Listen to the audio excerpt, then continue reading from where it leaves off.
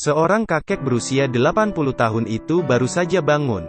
Dia melihat kapal pesiar 80 juta dolarnya, hampir tenggelam. Kakek ini keluar dan melihat apa penyebabnya. Dia menemukan bahwa sebuah kontainer menabrak kapal pesiarnya. Dia mengeluarkan tongkat besi dan ingin melepaskannya. Tetapi ternyata sangat sulit. Dia mengeluarkan punggungan laut dari kabin. Kemudian meletakkan jangkar. Melempar jangkar ke laut. Lalu segera menarik jangkar itu kembali. Tetapi dia masalah tidak sampai di sana saja. Karena ada bagian dari kapal yang sobek. Kebetulan menyentuh garis air.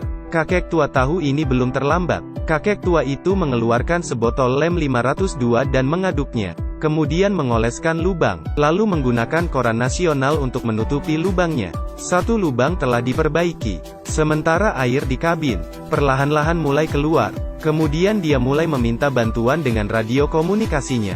Setelah terus berganti saluran, tiba-tiba dia mendengar ada suara masuk. Tetapi mesin radio kembali tidak berfungsi, dan signal pun menghilang. Dia terpaksa naik ke atas kapal dan memperbaiki signalnya. Tetapi baru memperbaiki setengah, melihat bahwa awan gelap akan segera menghampirinya. Dia tahu badai hujan akan segera datang. Kakek tua itu bergegas kembali ke kabin lagi. Dengan cepat menutup pintu dan jendela. Mengambil seember air tawar lagi untuk berjaga-jaga. Segera hujan deras dan angin badai datang. Dalam sekejap seluruh kapal pesiar terbalik. Air laut di luar jendela membuat kakek tua ini panik. Tiba-tiba kapal bergoyang lagi. Seluruh kapal pesiar terbalik lagi. Si kakek berpikir dia tidak bisa hanya tinggal diam. Jadi dia pergi keluar, mencoba menstabilkan lambung kapal. Tiba-tiba ombak besar menerjang. Kapal terbalik ke dalam laut. Kakek tua berusaha berenang ke hulu. Pada saat kapal pesiar mundur, dia berusaha masuk ke dalam. Ketika dia kembali ke kabin tempat tidur, dia terlalu lelah untuk berdiri. Gelombang pasang membuat tekanan darahnya tinggi. Saat itu juga, dia menemukan lubang besar lainnya di lambung kapal. Dia bangkit dan mencoba memperbaikinya. Akhirnya karena kesulitan berdiri dengan stabil, dia menabrak tiang. Kakek berusia 80 tahun baru saja sadar dari pingsannya. Dia melihat bahwa ruangan itu akan segera tenggelam oleh air laut. Dia buru-buru mengeluarkan rakit penyelamat. Kemudian mengikat salah satu ujung tali ke busur, melemparkan liveraf ke laut, dan menariknya dengan tali. Rakit penyelamat pun segera terisi angin. Dengan cepat dia melompat. Setelah itu, dia memasang tenda, menarik rantainya, berdiam diri menunggu badai berlalu. Keesokan harinya ketika orang tua itu bangun, dia merasa situasi di luar sudah tenang. Dia mengikat rakit ke kapal dan mendayung ke arah kapal. Ketika dia masuk ke dalam kapal, air laut di dalamnya sudah masuk setinggi leher. Kapal pesiar ini harus dibuang. Dia lalu mulai mengumpulkan persediaan dan makanan yang tersedia. Keluarkan air kemasan yang telah dia siapkan sebelumnya. Dia merasa apa yang dia ambil sepertinya telah cukup, dan kembali ke perahu rakitnya. Tapi ketika dia hendak meninggalkan kapal, tiba-tiba memikirkan sesuatu yang penting. Jadi dia kembali lagi ke dalam kabin. Kemudian mengambil sebuah kotak kardus dari air. Kemudian dia menggunakan plester, menempel luka kepalanya. Tiba-tiba air meluap lagi. Mengetahui bahwa kapal pesiar akan tenggelam, dia bergegas kembali ke perahu karet. Dan dengan cepat kapal pesiar itu masuk ke dalam laut. Di laut yang luas, hanya satu-satunya perahu yang tersisa. Kakek tua membuka kotak kardus itu, mengeluarkan alat navigasi bintang dan sebuah map. Dia mengikuti petunjuk map menuju ke daratan. Selama dia lebih dekat ke Khatulistiwa, maka dia pasti akan tiba di tujuan. Tetapi tidak butuh waktu lama badai kembali lagi, meniup perahu karetnya hingga bergoyang kencang. Dia dengan kuat menggenggam sisi-sisinya, tetapi dia kesulitan menahannya karena badai yang kencang. Perahu karet itu dengan mudah terbalik. Kelihatannya perahu ini akan tenggelam karena air. Kakek tua merasa putus asa, buka kunci resleting perahu dan keluar. Berenang di dalam laut, menarik kapal dan berusaha membaliknya kembali. Kemudian dengan sekuat tenaga naik ke atas perahu. Dia berbaring di sana memegangi kepalanya dan terus gemetar. Jelas bahwa lelaki tua itu berada di ambang kehancuran. Keesokan harinya badai berlalu. Untungnya dia masih hidup. Dia mengeluarkan makanan dan mulai mengisi kembali kekuatannya. Tapi pancake kering itu sulit ditelan.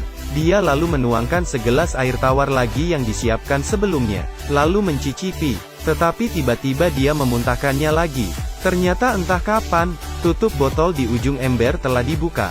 Semua air tawar di dalamnya telah berubah menjadi air laut. Kakek tua itu benar-benar frustasi. Apakah itu benar-benar akan menemui jalan buntu?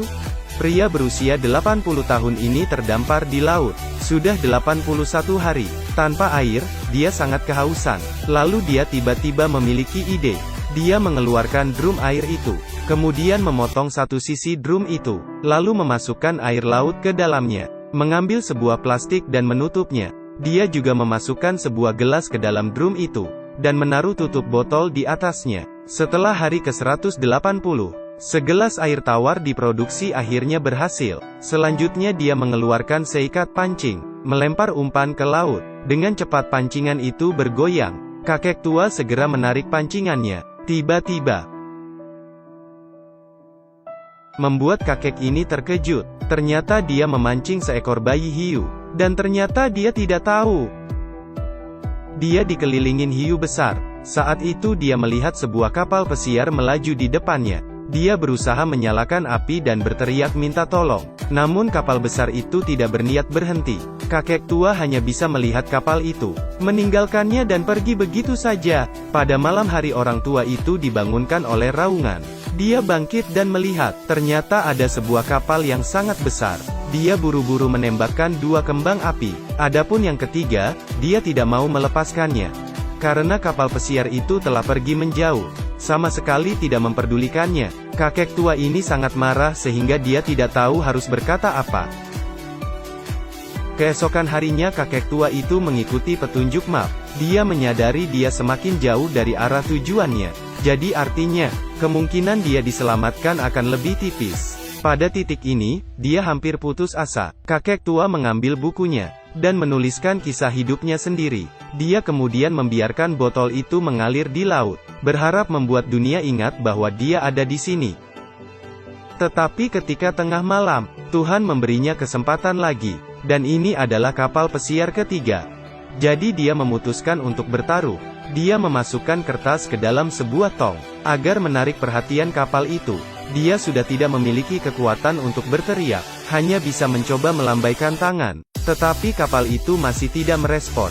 Dia kemudian berpikir mungkin api cahaya ini tidak cukup. Jadi dia melemparkan seluruh buku ke dalam api. Tetapi api tiba-tiba menyebar, membuat seluruh perahu karet itu terbakar. Membuat kakek tua itu terpaksa melompat ke dalam air. Sekarang bahkan tidak ada cara untuk bertahan hidup lagi. Dia melihat ke langit, merasa marah dan tidak berdaya. Pada akhirnya dia menyerah untuk berjuang. Dengan berani menghadapi kematiannya, perlahan-lahan tubuhnya tenggelam ke laut dalam. Tiba-tiba seberkas cahaya di laut tiba-tiba menyala. Kakek tua yang telah menyerah, memiliki harapan kembali. Dia berusaha berenang ke atas laut. Dia akhirnya masih bertahan hidup. Tuhan tidak meninggalkannya.